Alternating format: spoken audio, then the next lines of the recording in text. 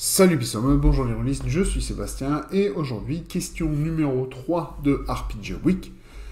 Et donc, sans plus attendre, je vais lancer la vidéo, je vais couper juste la question. Si vous voulez voir la vidéo au complet, je vous mets le lien dans la description. Je vous invite de toute façon à cliquer dessus pour donner une petite vue à Bruno Tremblay ou Alphonse Naza sur sa chaîne, ce qui le mérite bien vu le travail qu'il fait, donc voilà. Et donc, c'est parti, je vais couper mon micro, il faut que je pense à le remettre en route ce coup-ci, après, et on y va. Alors bonjour, ici Bruno Tremblay. Oui, quoi, toi-même. Alors bonjour, ici Bruno Tremblay pour le RPG A Week Reborn. Est-ce que vous préférez jouer en tant que DM ou joueur dans un monde prédéterminé ou bien dans un monde complètement inventé par les neurones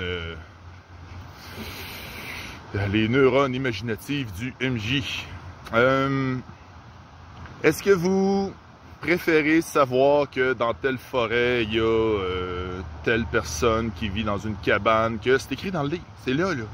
Ou bien, tu sais, c'est comme, vous y allez de tout bas, tout azimut, avec, tu sais, l'imagination collective du groupe.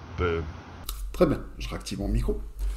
Donc, est-ce que je préfère, en tant que joueur ou MJ, des parties avec un univers préconstruit ou bien un univers qui a été construit au fur et à mesure des aventures de l'équipe? En gros, c'est ça l'idée. Ou avec l'imagination collective. Donc ça veut dire aussi intégrer les idées des joueurs en tant qu'MJ dans l'univers. Eh ben, pour simplifier les choses, la réponse va être en deux parties.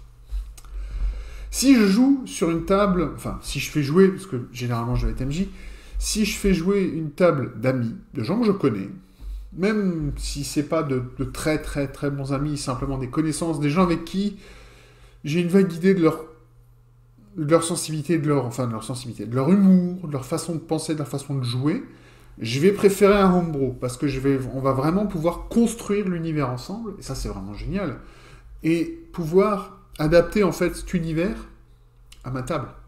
C'est parfait en fait. Ça demande un tout petit peu plus de travail, ça demande surtout un jeu de rôle et un système dans lequel je suis suffisamment à l'aise pour pouvoir improviser des combats, sortir des monstres du chapeau, même s'ils n'existent pas, pour pouvoir dire bah, tu fais ça, et puis on y va. Et donc à ce moment-là, ben, ça marche bien. Bon, c'est pas pour faire de la pub, parce que j'arrête pas d'en parler, mais je vous montre jamais rien. Le JDR que je suis en train de faire, Silbertal, ben, il est parfait pour ça, parce qu'en fait, l'adversaire est, on va dire, mécaniquement n'existe pas. C'est juste une difficulté différente selon le type d'adversaire, les avantages, les désavantages qu'on cumule pendant le combat. Voilà. Et donc, c'est super, justement, intuitif pour ça. Et c'est ça que j'aime bien. Ensuite, si j'ai face à moi une table d'inconnus, genre à une convention ou une table publique, par exemple dans le bar à jeux que je fréquente le plus souvent, le Schlorunspiel à Strasbourg, et ben quand je me retrouve MJ là-bas, c'est sûr que je vais peut-être pouvoir avoir une préférence d'un lore connu, parce que les joueurs vont plus vite rentrer dedans, parce qu'ils le connaissent déjà, ou au moins en partie, et ils seront plus vite dans l'univers. Et si j'ai réussi mon accroche à leur mettre un enjeu intéressant pour eux, eh ben, ils vont tout de suite partir.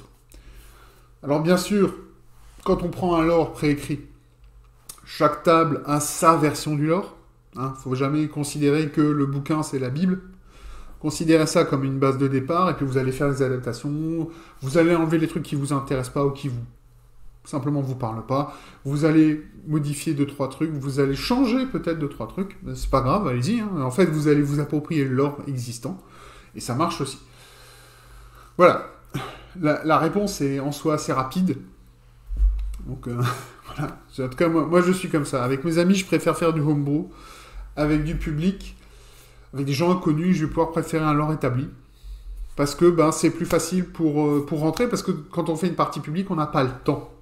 Généralement, c'est sur une soirée, on a 2-3 heures, allez, maximum 4 heures, et ça fait vraiment long, parce que les gens, il faut qu'ils rentrent après.